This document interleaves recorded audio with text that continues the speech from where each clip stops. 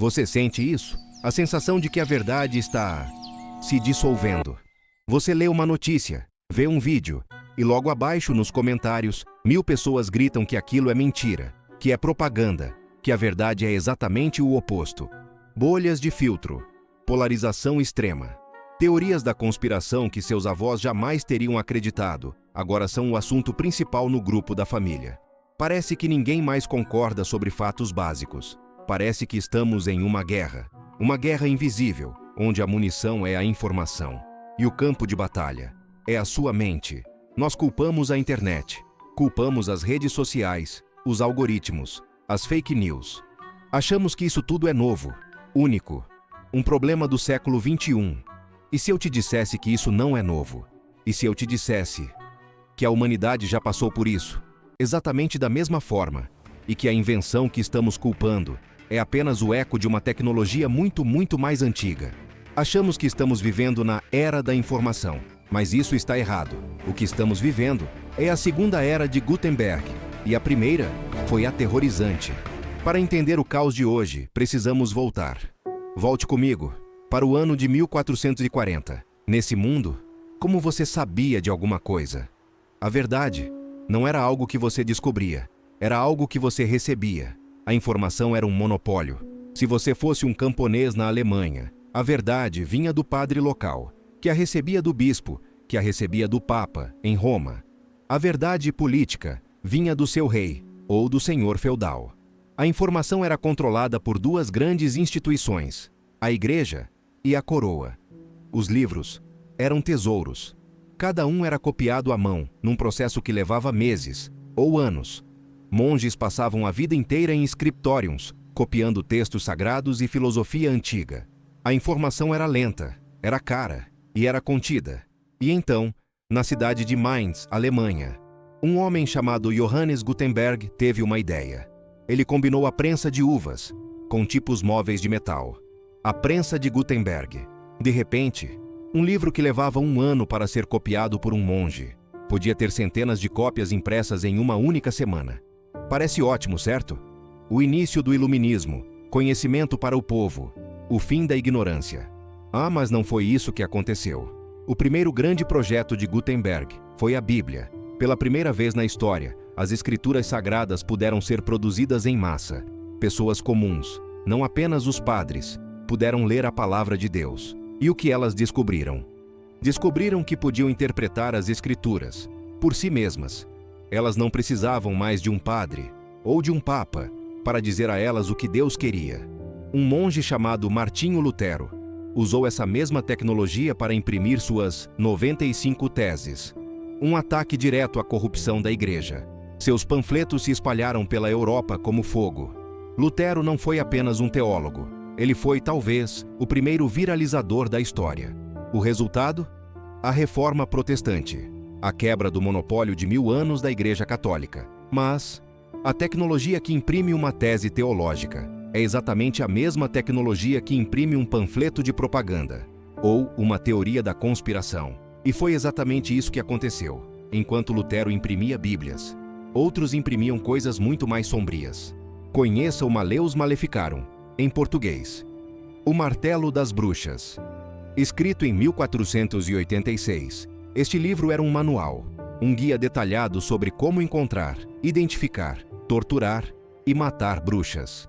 Antes da prensa de Gutenberg, ele era apenas mais um manuscrito obscuro, que provavelmente teria desaparecido. Mas com a nova tecnologia, o Martelo das Bruxas se tornou um best-seller internacional. Foi o segundo livro mais vendido da época, perdendo apenas para a Bíblia. Essa teoria da conspiração, essa fake news do século XV, impressa e distribuída em massa, alimentou uma paranoia coletiva que durou séculos e levou à morte de dezenas de milhares de pessoas, a maioria mulheres. A prensa de Gutenberg não trouxe apenas iluminação, ela trouxe caos. Ela deu voz a Lutero e também aos caçadores de bruxas. Ela espalhou ciência e também propaganda. Essa nova e súbita capacidade de espalhar ideias, tanto as boas quanto as terríveis, quebrou a velha ordem. E o resultado imediato não foi paz. A Europa mergulhou em mais de 100 anos de guerras religiosas sangrentas. protestantes contra católicos, reino contra reino, vizinho contra vizinho, todos armados com suas próprias verdades, recém-impressas. A Guerra da Informação, do século XVI, foi travada com aço e pólvora. Agora, pule para 1995. A humanidade, finalmente, tinha se reestabilizado. Após séculos, nós construímos uma nova ordem. Criamos novos guardiões da informação, grandes jornais, redes de televisão, editoras de livros, universidades. Eles não eram perfeitos, longe disso, mas eles criavam um consenso, uma verdade compartilhada. Havia um filtro. Se você quisesse falar para milhões de pessoas, você precisava de uma editora ou de uma rede de TV. Você precisava passar pelos portões, e então nós fizemos de novo. Nós inventamos a internet, e a internet fez com os jornais, a TV e as editoras exatamente o que Gutenberg fez com a igreja e os monges. Ela quebrou o monopólio. Ela deu a todos uma prensa de tipos móveis. Seu smartphone é uma prensa de Gutenberg. Seu perfil social é uma estação de rádio global. E o que aconteceu? Exatamente a mesma coisa. Nós não tivemos uma iluminação imediata. Nós tivemos caos. A tecnologia que permite que um professor universitário compartilhe sua pesquisa é a mesma que permite que um teórico da conspiração espalhe o pânico.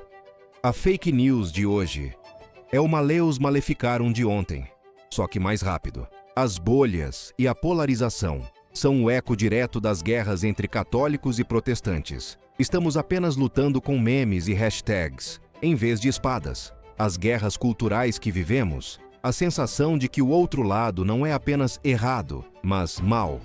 É o mesmo fervor, a mesma certeza moral que alimentou as fogueiras da Inquisição. Estamos na fase do caos. Estamos na nossa guerra religiosa de informação. A história nunca se repete exatamente, mas ela rima, e agora a rima é ensurdecedora. Isso parece deprimente. Parece que estamos presos em um ciclo, um loop de tecnologia e caos. Mas aqui está a lição mais importante. A história não mostra apenas o problema. Ela mostra a solução.